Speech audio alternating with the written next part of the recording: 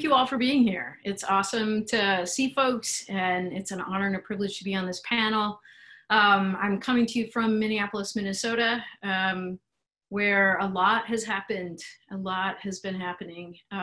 Tragic, horrifying things have happened, and quite remarkable things have happened. And so I think that's always the case when we talk about social change regarding long-standing, often thought to be intractable systems, is that it is quite intense and often quite difficult and challenging. And so it's an honor and a privilege to be with you all here today. And I think the question that you shared with me earlier, Tony, was that kind of setting a framework for understanding systemic racism and how that operates. And let me just say that the information I want to quickly share is not mine.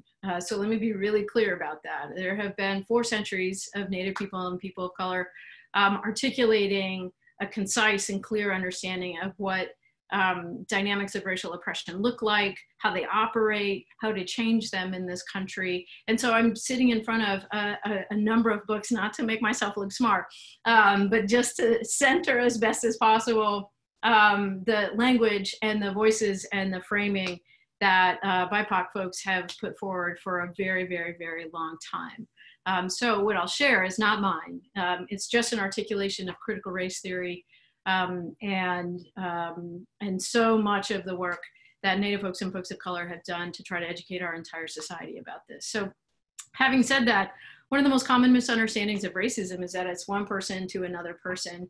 And I think that understanding or thinking about racism just on this individual or interpersonal level is what allows the notion of what happened here in Minneapolis to be just 1 or 2 or 3 or 4 bad apples, and belies the fact that there's a huge system in operation. And so what we tell folks, we always do a pre-assessment when we go into organizations and train them. We ask them a definition of racism. Quite commonly, that definition is when one person treats another person badly because of the color of their skin.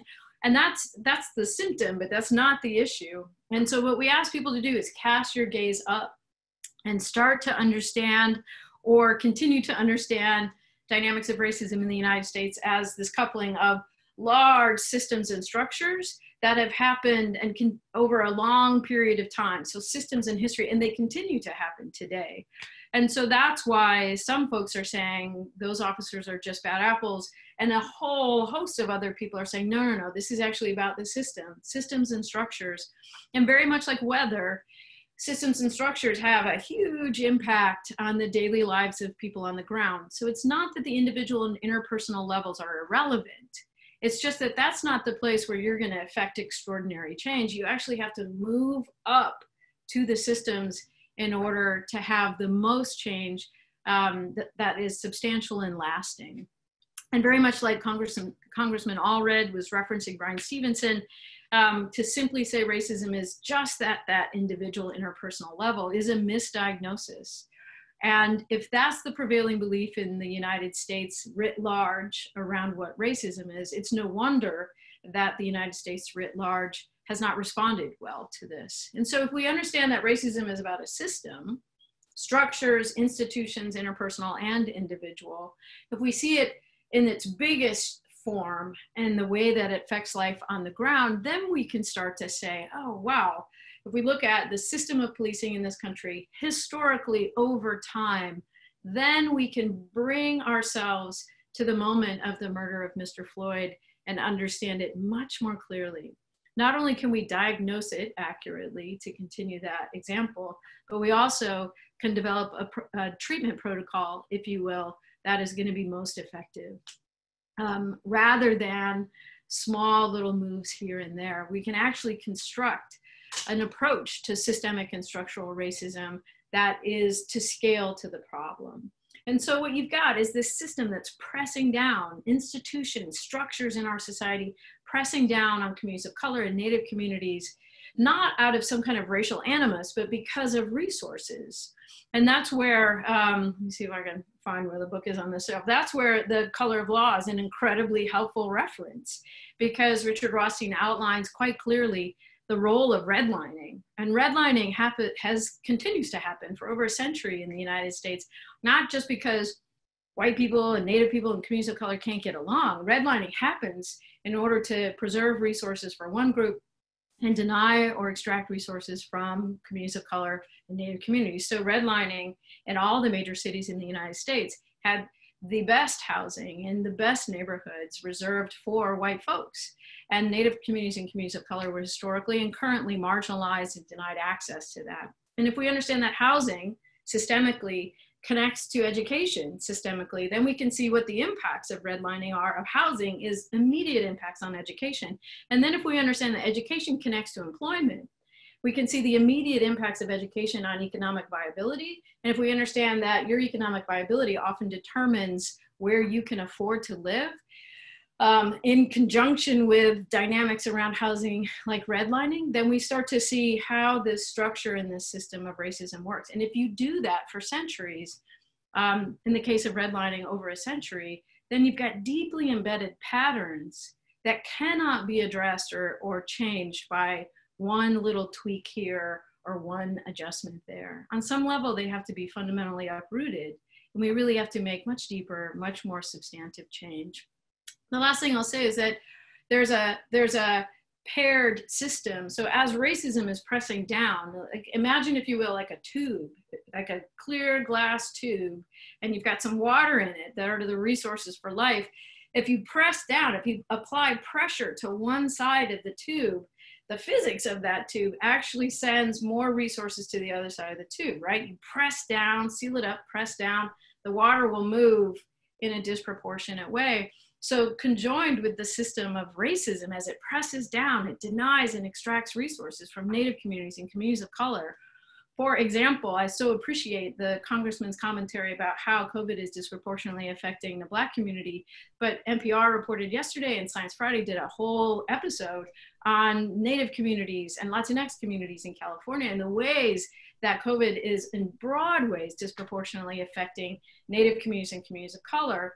Similarly, if you have a lot of access to resources because of race or because of class, then you have had the opportunity to stay home Minnesota and have groceries delivered and have resources afforded to you without having to take the risks of getting exposed to COVID. So as resources are denied and extracted, they don't go away, just like the water in the tube, it actually lands on the other side. So the last point I'll say is that connected to the system of racism is this system and structure of whiteness, whose constituent parts would be white privilege. And if you're white and listening to this, before you get like, don't call me privileged, I get it, I totally get that. But here's the deal. We're not saying you white person are a horrible white person. Talking about whiteness is again, talking about a system. So I have benefited in my life from redlining and racial bias in education, et cetera, et cetera. I didn't set up those systems, but the ways that they operate, I have been caught in the undertow, caught in the riptide of those systems, and I have benefited from that. So analyzing the system of whiteness is not an attack on white people.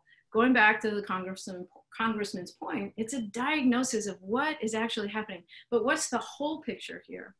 So as communities of color, Native communities are targeted and denied access to resources, major life-sustaining resources, those resources get shifted and reallocated in different ways, of course, if you're owning class than if you're working class, but shifted and reallocated nonetheless to folks who are read as white, identify as white, experience the United States as white people.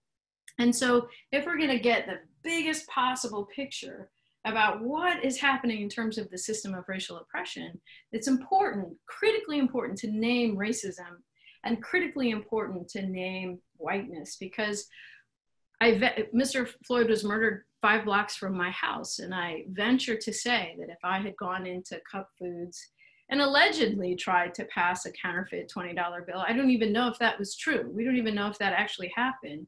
But if I had allegedly done that, my experience, how I would have been treated and responded to would be dramatically different. It would have been essentially 2 worlds, living 2 very different experiences in the United States because I'm white.